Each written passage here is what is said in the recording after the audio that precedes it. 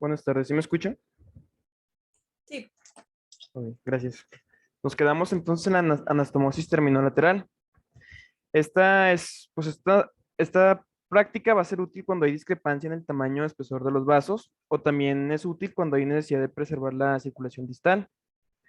Esto se hace dependiendo del vaso, la arterio o venotomía, de forma triangular o elíptica sin irregularidades. Esto se utiliza sobre todo cuando o existe una discordancia ter- en término terminal que supera el 3:1. Aquí la boca no debe contener irregularidades. Esto va a favorecer la formación de trombos. En esta foto pues, se va a observar que se usa un punto que se pasó transversal al vaso, se tracciona la sutura y se realiza el corte del vaso alrededor de la sutura.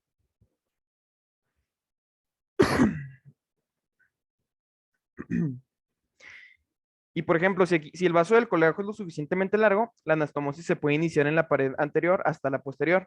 Si el vaso donador es corto, primero se va a cerrar la pared posterior, así como se ve en la imagen.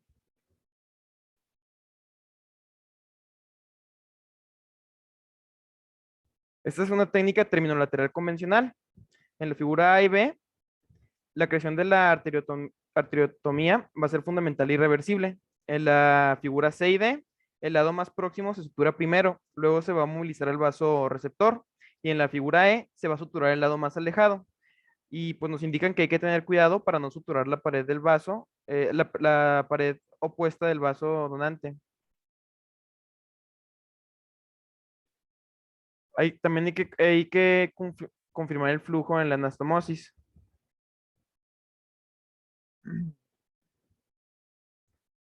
Aquí, bueno, aquí se observa una ilustración que confirma el flujo anterogrado vascular por la anastomosis. En la figura A, la dirección del flujo sanguíneo va a estar indicado en una flecha. En la figura B, los forceps se van a usar gentilmente para ocluir el vaso distal a la anastomosis venosa. En la figura C, la sangre va a ser, ay, ¿cómo se dice? Ay, ¿cómo lo digo en español?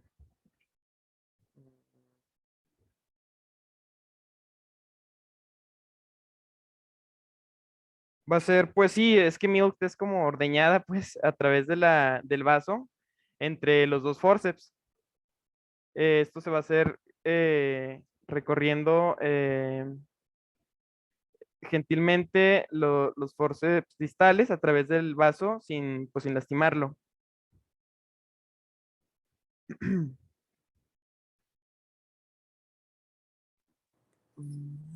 No sé si quiere comentar algo de esto, Doc, que está un poco... Ya habían hablado de la término terminal, me imagino, ¿verdad?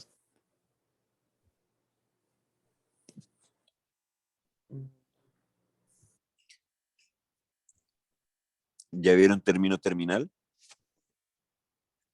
Pues es la que estoy explicando apenas ahorita. Estamos viendo ahorita microcirugía en Ok, general. sí, pero, bueno, hablaste término lateral y ahorita término terminal. ¿Habían visto Ujú. algo antes de anastomosis? Ah, que recuerde yo personalmente no recuerdo. ¿Puedes repetir la pregunta otra vez que no escuché? Ok, bueno, mira, ahí sería esas son es lo más utilizado, ¿no? Anastomosis término terminal y término lateral. La verdad es que la término lateral no es muy usada, como tú dices. Ahí debemos tomar en cuenta que hay una discrepancia muy importante entre el calibre de los vasos. Esto, pues normalmente tú lo vas a planear desde antes y ya más o menos sabes el calibre de los vasos que vas a utilizar en tu colgajo microvascular y a dónde vas a ir a anastomosarte. Ahí el problema puede ser que en ocasiones no tienes todas las opciones. Por ejemplo, tú dices, ok, yo quiero llevar un colgajo y quiero utilizar la facial, pero no puedes utilizar la facial porque está lesionada lo que tú quieras, ¿no? Entonces dices, ok, me voy a ir un poco más abajo. Entonces buscas otro y si tú dices, ok, voy a agarrar la tiroidea superior, por ejemplo, los calibres ya son más pequeños. o voy a utilizar el tronco tirolingofacial. Son un calibre todavía más pequeño. Entonces ahí es donde hay discrepancia y puedes utilizar otra técnica, pero la término lateral es muy, muy, muy poco usada. Prácticamente todas las anastomosis se hacen término terminales. Ok. No sé si hay duda ahí técnicamente. Mm, No, doctor. No, doctor. Ok, muy bien. Creo que o sea, lo explicaste muy bien y hay que verificar el flujo del vaso. Entonces, si quieres, avanza y ahorita vamos a ver si hay algún otro detalle. Sí, muy bien, Doc. Entonces tenemos los injertos vasculares. Estos pues, van a ser muy necesarios cuando existe una deficiencia de los vasos. Aquí la vena van a ser más disponibles y fáciles de tomar con mayor tiempo de vida que las prótesis. Defectos venosos y arteriales reversos. Ay, perdón. Ay, es que, bueno, aquí lo que se muestra en la imagen es que la vena va a ser lo que tenemos como que más disponible, es muy fácil de usar y tiene mayor tiempo de vida que las prótesis. Y, y los injertos pequeños nos habla de venas volares del antebrazo de la muñeca y los injertos mayores de la vena safena. Esta imagen no la entendí muy bien, no sé más o menos cómo explicarla. A ver, estoy tratando de leer, nada más que no veo bien, permíteme. Sí, o sea, nos Ok, habla tú, de una vena ideal de 35 de medida. sí, es que tú no vas a sacar la vena del mismo tamaño de la brecha que tienes, la Ujú. vas a tomar un poquito más grande.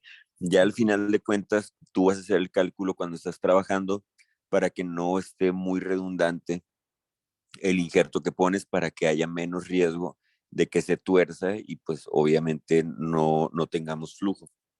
Entonces la vas a agarrar un poquito más grande del tamaño del defecto de, que quieres injertar. Ok, ok. Y otro detalle que no sé si viene y o lo comentas, es el sentido en el que tienes que colocar la vena, porque la tienes que poner en sentido inverso. No sé si viene eso en alguna imagen o si lo ibas a comentar. No, no lo agregué, Doc. Ok, entonces esta imagen lo que te dice es el grado de contracción que va a tener el injerto venoso que tú vas a poner en porcentaje. Y lo que yo les estoy comentando es, sabemos que las venas tienen válvulas, ¿no? Sí. Entonces, las válvulas lo que impiden es el reflujo. Entonces, nosotros tenemos un flujo a través de las arterias y el flujo por las venas es, por ejemplo, si hablamos de la vena safena, el flujo es ascendente y lo que evita que haya un reflujo son las válvulas, ¿no? Que se cierran y no dejan que la sangre regrese hacia distal de los miembros pélvicos. Entonces, el problema es que si tú pones en ese mismo sentido el injerto, te van a estorbar y no van a permitir el flujo arterial Las mismas válvulas, ¿no? a las mismas válvulas. Entonces, Oh, lo que tú haces es ponerlo al revés. Entonces, si tú dices, ok, voy a tomar mi injerto de esa pena, ujú. entonces vas a marcar y que nunca se olvide marcar la parte distal, ¿ok? Entonces Ujú. tú dices, ok, voy a tomar una porción de safena de aquí a aquí, la buscas, tomas el injerto y marcas la parte distal.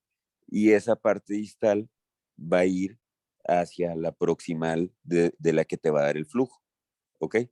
Ok, muy bien. Para que pueda correr la sangre. De lo contrario, pues no va a tener flujo. No va a haber flujo, sí. Sí, Sí, nada más entiendo. es ponerla al revés. Sí, muy bien, Doc. ¿Ok? Quedó claro. Ujú. Puedes continuar. Bueno, después nos vamos a la cirugía microneural. Vamos a empezar con la reparación del nervio. Aquí está.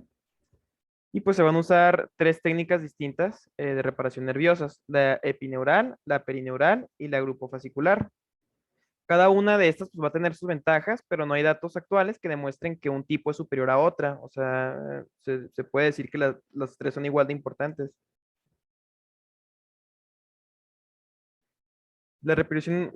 La reparación epineural se puede utilizar para todos los tamaños de nervios. Reparación estándar para los nervios pequeños. Esta pues no va a alterar el contenido interno del nervio. Y para empezar aquí, pues las suturas se colocan aproximadamente a 2 o 3 anchos de aguja desde el borde. Se tiene mucho cuidado de pasar solo el revestimiento del nervio, es decir, también el epineuro. Y las dos primeras suturas se colocan aproximadamente a 180 milímetros de distancia. Las suturas se van a cortar largamente para permitir la retracción y la inversión del nervio para el cierre de la superficie posterior. Así es como se ve en la imagen. Una reparación epidural. Ok, ¿viene ahí el otro nombre de la reparación epineural? Eh, mm, no, tiene otro. No, no, no, doc. Ok, tienen un epónimo y sí es muy conocido, que es la técnica de Naracas, ok, y la fascicular es la de Milesi. Entonces, en este caso, lo que te dicen es, bueno, no sé si viene después, cuando vas a reparar el nervio, primero lo tienes que ubicar. ¿Cómo te ubicarías para saber en qué sentido va para que no te quede torcido? Mm,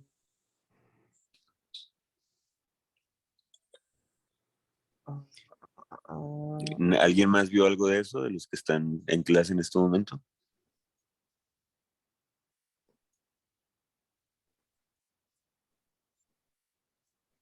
Bueno, eh, normalmente, bueno, tal vez tú puedes ver un nervio a simple vista y no puedas distinguir, pero cuando ya lo puedes ver en microscopio, buscas el vaso que nutre el nervio, y ese es el que te va a dar el punto de referencia para que coloques los dos extremos del nervio que está seccionado eh, en el mismo sentido. No sé si me explico. Se va a tener un vaso nutricio y tú vas a ver, ok, está aquí, y ese lo vas a unir al vaso del otro cabo del nervio. Entonces ahí ya sabes, ok, aquí está la continuidad que tenía antes, aquí tiene el vasito. O sea, ahí como lo pones, mm, a ver, deja ver si puedo dibujar. sí. Ok, haz de cuenta que aquí si tú ves tu nervio así, ves una línea aquí y ves otra línea acá, y obviamente está súper gruesa, pero ves los dos vasos y dices, ok, entonces vamos a abocarlos en ese sentido, y ya para que en este lado igual te quedaran así y finalmente el vaso quedaría todo derecho. No siempre es posible verlos, pero es la forma en que tú vas a orientar tu nervio. Después vas a utilizar tu sutura y, aunque parece un poquito contradictorio, entre menos sutura y puntos utilices, mejor oportunidad tiene este, ese nervio de tener su crecimiento de las fibras a través de la anastomosis que estás haciendo. Este, lo que vas a hacer es, puedes utilizar igual mitades, arriba, abajo, y quienes saben mucho de esto utilizan tan pocos puntos como te puedo decir, 4 puntos, por ejemplo, para hacer la reparación, ¿ok? Y Mm, los puntos no tienen que ir tan tensos, porque entre más tensión dejes, entre más apretados, menos igual probabilidad tiene de que sea exitosa tu reparación. Entonces, el punto es eso, ¿no? Si lo piensas bien, la verdad es que no es algo tan difícil la reparación del nervio. Tal vez es más difícil técnicamente que teóricamente, porque teóricamente tú dices, ¿qué tienes que hacer? Nada, o sea, nada más lo tengo que juntar con puntos simples, no necesito más, y la menor cantidad de puntos posibles. Solo tratar de orientarlos de la mejor forma para que puedan pasar a través de los fascículos eh, todas las fibras.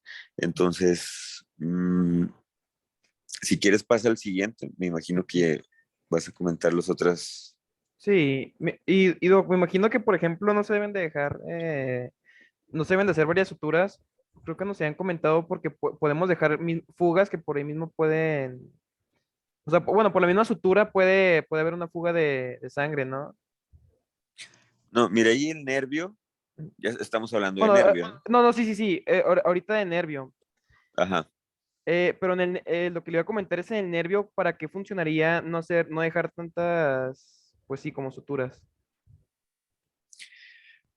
Es que mira, eh, se supone que tú lo tienes que abocar nada más Ujú, para que. Es que necesitaría dibujarlo. A ver, pasa más adelante a ver si hay algún dibujo. ujú. Bueno, mira, por ejemplo, en ese se ve. Bueno, mira, explica ese y ahorita les comento. En ese Bueno, puedo explicarlo mejor. sí, estoy viendo. Bueno, después vamos a la reparación perineural. Esta es la fascicular. Esta pues técnicamente va a ser más difícil que una reparación epineural. La ventaja teórica de mejor coaptación de los tubos perineurales va a permitir que el axón regenerado entre en los túbulos endoneurales del muñón del nervio distal. La superioridad sobre una reparación epineural no ha sido aún establecida y la reparación fascicular se establece identificando primero los fascículos en cada segmento. Se van a colocar los extremos nerviosos en la mejor alineación posible y posteriormente a esto los fascículos se van a suturar individualmente juntos. Se aproximan usando una o dos suturas perineurales de nylon de 10 o 11. Ajá, Eso es lo que... normal. Sí, normalmente se utiliza el 10. ¿Y traes otra técnica?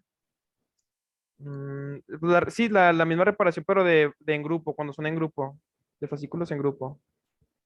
Ajá. Bueno, la verdad es que es muy difícil hacer esas reparaciones fasciculares. Ujú, No es nada, nada fácil y igual, si lo buscas, no vas a encontrar un lugar donde te digan que es superior a la reparación epineural. Entonces, dependiendo de dónde lo busques o eso, pues todo eso es un poquito controversial todavía. Pero la cosa es, ahí lo que tú buscas es que se orienten los fascículos para que las fibras, ahí va. Ok, para que las fibras aquí crezcan y lleguen al otro lado y entren prácticamente en el mismo fascículo. Esa es la idea. ok. Entonces, en teoría tú dices, ok, pues si yo suturo los fascículos, pues eso puede salir mejor, ¿no? Ujú. Porque dejo orientado bien el fascículo y no nada más deje orientado, este, Pues hace que embone a la perfección, ¿no? ajá, o sea, prácticamente es lo que te dicen, si lo haces fascicular, pues queda perfecto, ¿no? Y tiene mejor probabilidad de que entren. Ujú. Pero pues, obviamente para hacer esa reparación, eso técnicamente es muy, muy, muy difícil. Entonces, lo que hacen algunos es, ok, no voy a alcanzar a hacer fascicular, lo que hago es un epineural, pero trato de agarrar el perineuro y el fascículo también y llevarlo al otro. Entonces se hacen algunas orientaciones fasciculares, no todas, como se ve aquí, ese fascículo está muy central y pues ellos ahí como que lo orientan, pero la verdad es que no es solamente nervios que son muy grandes, se puede, se puede lograr ese objetivo, pero pues no es nada fácil. Entonces, lo, en el caso de cualquiera que vaya a reparar un nervio, lo más fácil es una técnica epineural o de Naracas. Te da buen resultado, te da y probablemente el mismo resultado que te va a dar una fascicular. Como ya lo comentaste, normalmente se utiliza 10 ceros, entonces imagínate, el 10 ceros te queda bien para el epineural, pero para fascicular tal vez tengas que hacer un 11 ceros y eso es técnicamente muy complejo y no demuestra que sea mejor.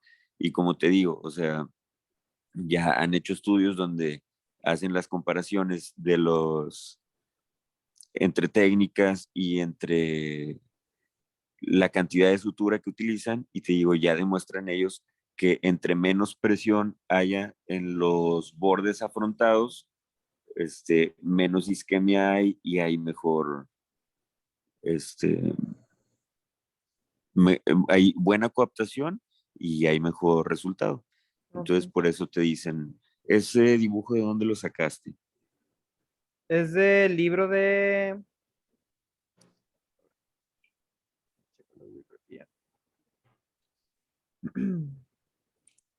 ¿Cuál será?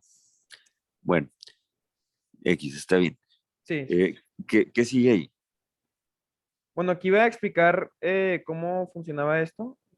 Ajá, Pues sí, pues se realiza suturando distintos grupos fasciculares con suturas epinurales. Este suele indicarse cuando el nervio se traslada a un nivel que permite identificar las ramas individuales para una función específica. Para el grupo del nervio mediano, la reparación fascicular se puede usar cuando la transacción es de 2 a 3 centímetros distal al codo y de 5 centímetros proximal al pliegue de la muñeca de la palma. El nervio ulnar es un candidato para reparación fascicular del grupo aproximadamente 7-8 centímetros de proximidad al pliegue de la muñeca. Que lo indican mucho para reparar el nervio ulnar. ok. Después tenemos la anticoagulación, pues esto tras completar la anastomosis vascular, las plaquetas van a formar una delgada capa sobre el sitio de anastomosis en las primeras 24, a veces puede llegar hasta las 72 horas. Se va a desarrollar una pseudoíntima que pues gradualmente se va a reemplazar por endotelio de reparación a los 7 a 10 días más o menos. El riesgo más alto de formación de trombos es durante la organización de la pseudoíntima.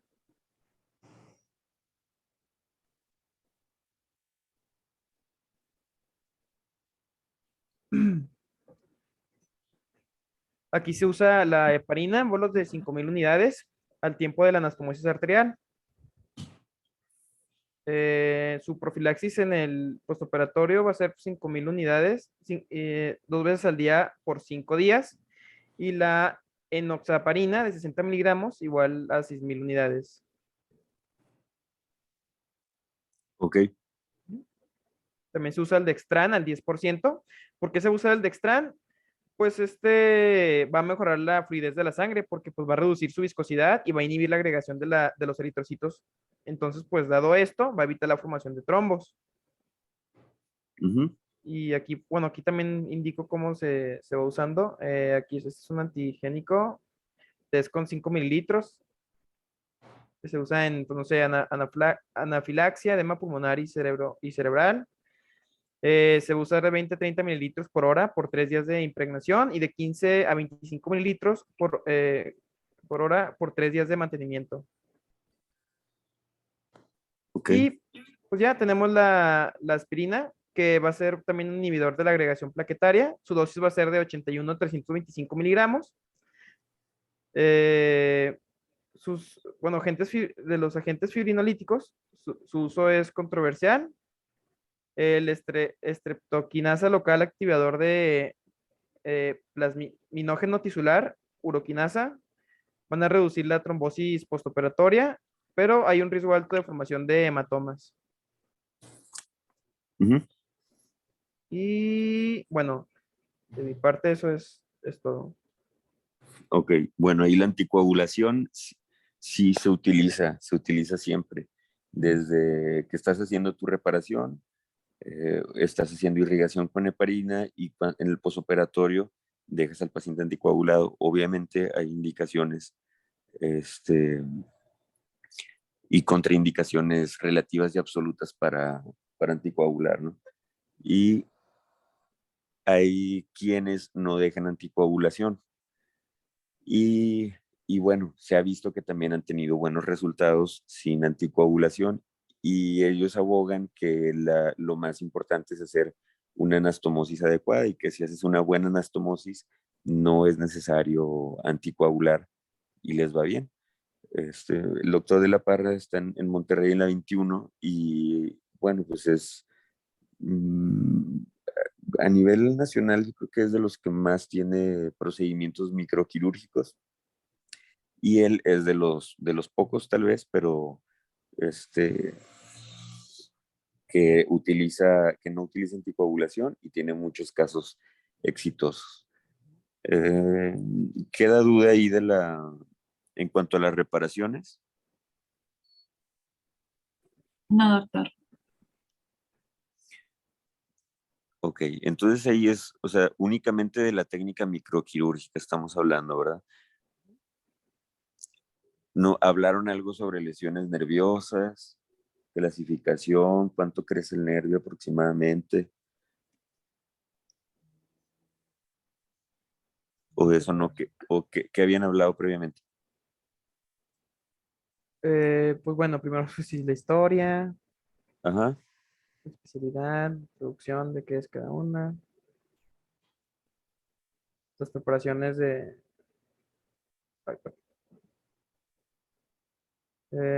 sus desventajas, la microcirugía, los requisitos para poder practicar una microcirugía, ajá, bueno, pues sí, los dos tipos de sistema ópticos que más se usan. ujú. Bueno, sí, Lesión, impresión baja. Ujú. ujú. Ok, un Están microscopio te puede tablets. dar hasta 40. Ujú. Ok, Los tips, pues, para poder usar el equipo de manera correcta. ok, Lupas. Eso, bueno, ya en lugar de microscopio, pues en las gafas. Cómo se hace su selección de lupas. ok, Sus instrumentos microquirúrgicos. ok. La población bipolar. Doctor, Mande. ¿cree que podamos salir más temprano hoy? Es que tenemos ahorita examen en la clase siguiente. Sí, ¿qué es lo que falta? O sea, ¿ya con eso terminaron microcirugía? Sí, sí, es que abarcaba todo esto, ya se había visto desde unos días antes. Ok, está bien, pues bueno, la verdad este es un tema que es bastante difícil. Lo que tienen está bien cómo lo abarcaron, aunque está superficial, pero lo importante es que ustedes sepan que existen manejos microquirúrgicos para resolver muchos tipos de defectos. Entonces, sobre todo